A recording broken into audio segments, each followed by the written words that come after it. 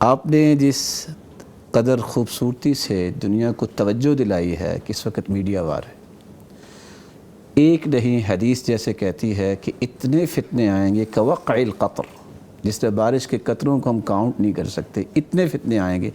الحاد کا فتنہ سب سے زیادہ اس وقت یونیورسٹیز اور کالجز میں اور جگہ جگہ پھیل رہا ہے۔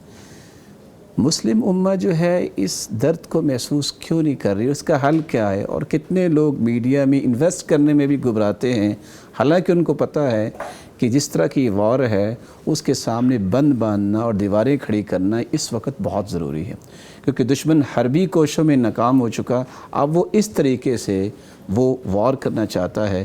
اس کا حل کیسے ہم ڈھونڈ سکتے ہیں اور کیسے ہم لوگوں کو مطمئن کر سکتے ہیں؟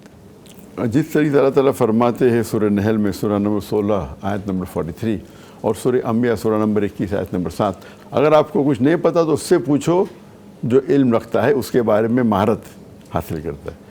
تو اگر یہ آپ دیکھیں گے جو ایتھیزم ہے، ایتھیسٹ لوگ اکثر سائنس کو اپنا خدا مانتے ہیں، لاجک کو اپنا خدا مانتے ہیں۔ تو اگر ان کو مطمئن کرنا چاہیے اللہ کے بارے میں تو ہمیں سائنس کا استعمال کرنا چاہیے۔ کیوں؟ قرآن کہتا ہے، میں نہیں کہتا ہوں، تعالوا الی کلمۃ سواء بیننا وبینکم۔ تو یہ ایتھیسٹ جو ہے، جو ملحد ہے، وہ سمجھتے ہیں کہ سائنس الٹیمیٹ ہے، لاجک الٹیمیٹ ہے۔ تو تعالوا الی کلمۃ کا مطلب کیا؟ یکساں میں ہو۔ تو لوگ مجھے پوچھتے ذاکر بھائی ہندوازم میں تو یکسانیت ہو سکتی ہے، اب عیسائی سے بات کرتے یکسانیت ہے بائبل اور قرآن میں، یہ ایتھیسٹ میں کیسا یکسانیت ہو سکتی؟ تو میں کہتا ہوں جب میں ایتھیسٹ سے ملتا ہوں، ملحد سے ملتا ہوں، تو میں کہتا ہوں کنگریچولیشن۔ تو اب کیوں کنگریچولیشن کر رہے؟ کیونکہ عام انسان وہ کرسچن ہے کیونکہ والد کرسچن ہے، ہندو ہے کیونکہ والد ہندو ہے، کئی مسلمان ہیں کیونکہ ان کے والدین مسلمان ہیں۔ یہ جو ایتھیسٹ ہے وہ سوچتا ہے کہ جو بھگوان میں میرے والد یا میرے والدہ مانتے ہیں میں اس کو نہیں مانتا ہوں، وہ سوچتا ہے۔ تو میں اس سے کنگریچولیٹ کرتا ہوں کیونکہ وہ شہادت کا آدھا حصہ بولا ہے، لا الہ، آدھا کام تو ہو گیا، ابھی مجھے صرف ثابت کرنے کے آخری حصہ الا اللہ اور محمد رسول اللہ۔ کیونکہ اگر ایک جو شرک کر رہا ہے پھر مجھے یہ ثابت کرنے پڑے گا کہ جس شخص کی وہ عبادت کر رہا ہے وہ غلط ہے، تو میرا آدھا وقت جائے گا، پھر ثابت کرنے کا سے اللہ، تو یہاں آدھا کام میرا ہو گیا، لا الہ۔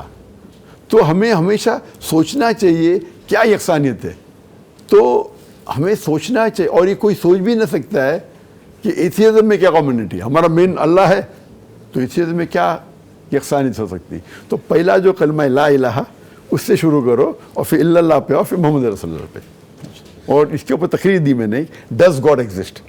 جب میں جامعۃ الامام میں گیا تھا، جب مجھے کنگ فیصل ایوارڈ ملا تھا، تو مجھے کہا کہ جامعۃ الامام میں تقریر کرو، تو وہاں انہوں نے کہا کہ اس ٹاپک پہ آپ تقریر کرو، ڈز گاڈ ایگزسٹ۔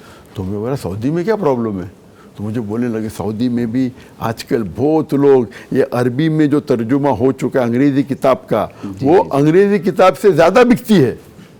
تو اس کو اگر ہم چاہتے ہیں کہ لوگ کو اس فتنہ سے بچائے تو ہمیں اس میں اترنا پڑے گا، اور ٹیکنالوجی کے بارے میں پڑھنا پڑے گا، اور پڑھنا کس طریقے سے ان کو ہم صحیح راستے پہ لے جا سکیں۔